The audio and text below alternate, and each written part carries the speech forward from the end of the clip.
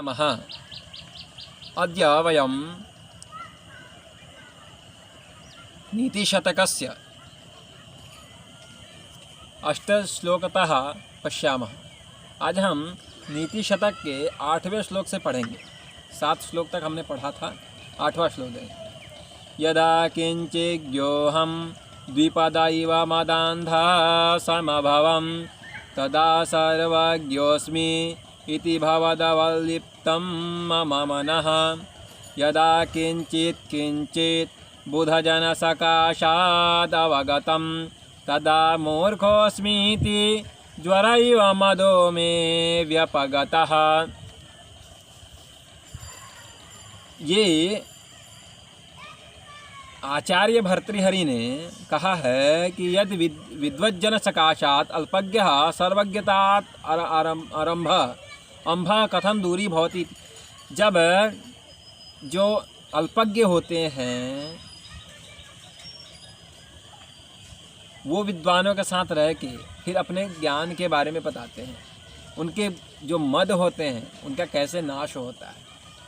इसका अन्वय करते हैं यदा अहम किंचित ज्ञः, थोड़ा मैं जान रहा था, किंचित ज्ञः तदा द्विपदयो मदान्धः समभवम् सर्वज्ञः अस्मि इति मम मनः अवलिप्तम् अभवत्।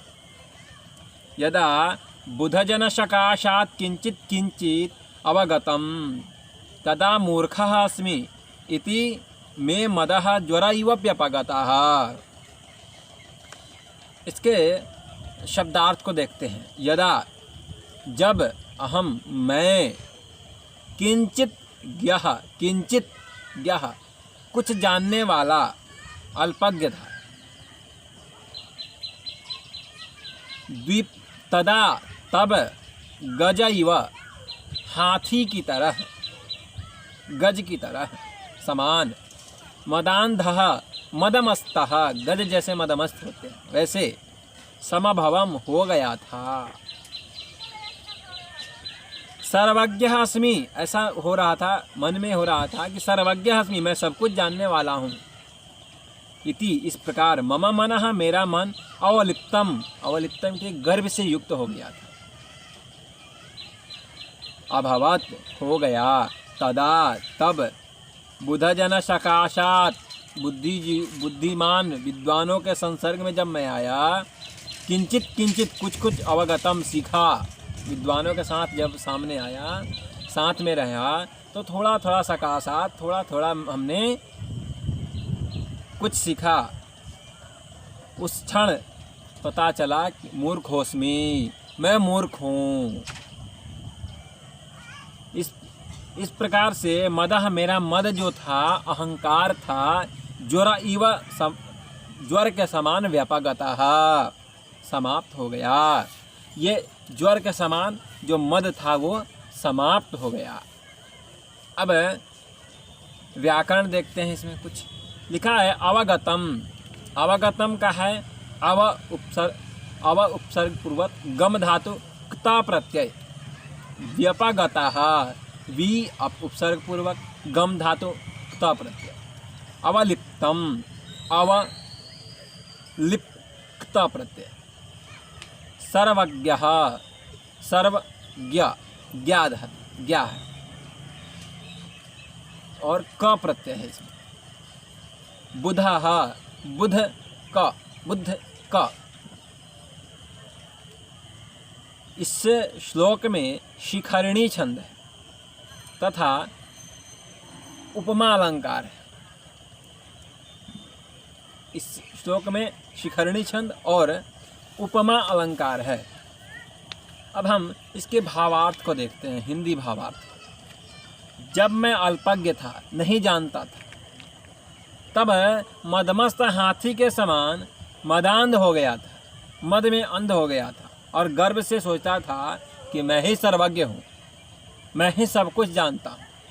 परंतु जब मैंने विद्वानों के संसर्ग में कुछ सीखना प्रारंभ किया, कुछ जानना प्रारंभ किया, जब वह ज्ञात होने लगा तब कि मैं मूर्ख हूँ। जब विद्वानों के साथ मैं रहा तो पता चला कि मैं मूर्ख हूँ, मुझे कुछ नहीं आता। इसलिए मेरा जो अहंकार था ज्वर के समान समाप्त हो गया।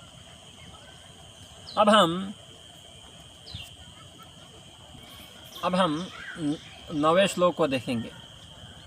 कृमिकुलचित्तं लालाक्तिं विगन्धि सुगुप्सितं निरुपमरसं प्रीत्या खादन्नरास्ति निरामिषं सुरपतिमपि श्वापार्श्वस्थं विलोक्य न शङ्कते न हि गणयति शूद्रो जन्तुः परिग्रह फलभूताम्। ये हरिणी छंद में है। ये शूद्र जंतवः स्वीकृत वस्तुनः निर्मता न परिणयन्ति इति कवि ही अत्र निर्दर्शयति। इसका अन्वय देखते हैं तो अन्वय होगा कृमिकुल चित्तम लालाक लिक्तम लिग्नम विगंधि जुगुप्सितम निरामिषम नरास्थि निरूपमं प्रीत्या खादन स्वा पार्श्वस्थ सुरपतिमपि विलोक्य न शंकते इति क्षुद्रः जंतुः परिग्रह फलभूतां न गणयति। अब इसमें ये जो श्लोक है, इस श्लोक में हरिणी छंद है तथा अर्थांतर न्यास अलंकार है। इस श्लोक में हरिणी छंद और अर्थांतर न्यास अलंकार है। इसमें खादन शब्द है। खादन, जो खादन शब्द है उसमें खाद धातु लट प्रत्यय क्षत्रि, पार्श्वस्थ पार्श्व स्था और क प्रत्यय, विलोक्य वि लाक और त्वा को ल्यप हो गया, वि उपसर्ग इसलिए। चित्तम ची क्त परिग्रह अप। अब इसके हम भावार्थ को देखते हैं। तो भावार्थ है इसका, इसमें कहा गया है कि कीड़ों से व्याप्त, लार से गीली हुई, दुर्गंधपूर्ण, घृणास्पद, मांस से रहित मृत मानव की हड्डी को बड़े चाव से खाता हुआ कुत्ता समीप में खड़े देवराज इंद्र को भी देखकर शंका नहीं करता है, क्योंकि नीच प्राणी अपनाई गई वस्तु की तुच्छता की जरा भी परवाह नहीं करता है। इसी प्रकार हम 10वें श्लोक को देखते हैं। शिरः सर्वं स्वर्गात् पशुपति शिरस्तक्षितिधरं महीन्द्रादुत्तुङ्गात् अवनिमवनेश्चापि जलधिम् अधोधो गङ्गेयं पदमुपगतास्तोकमथवा विवेकभ्रष्टानां भवति विनिपातः शतमुखः। अन्वय देखते हैं। कहता है इयं गंगा स्वर्गात् सार्वं शिरः पशुपति शिरस्तः क्षितिम् उतंगात् महीन्द्रात् अवनेश्चापि जलधिम् अधः स्तोकं पदम् उपगता अथवा विवेकभ्रष्टानां शतमुखः विनिपातः भवति। अब इस श्लोक की व्याख्या हम देखें तो कहा है, शब्दार्थ देखते हैं तो इयम यह गंगा, भगवती गंगा, नदी,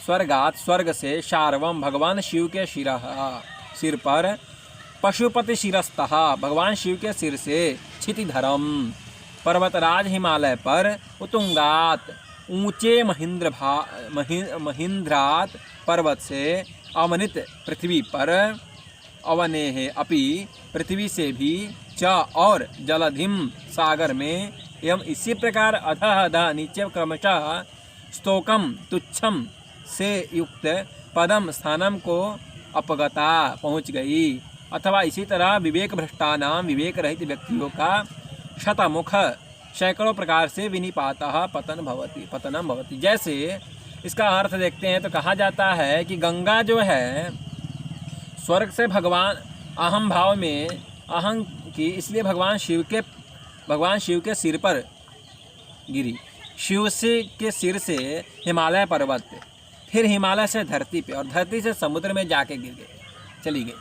उसी प्रकार यदि मूर्ख लोग हैं अपने अहम भाव से ही वो गिरते चले जाते हैं। यहाँ उपमा अलंकार दिया गया है। आज हमने 8, 9 और 10 श्लोक को देखा, फिर कल हम आगे को देखेंगे। नमो नमः।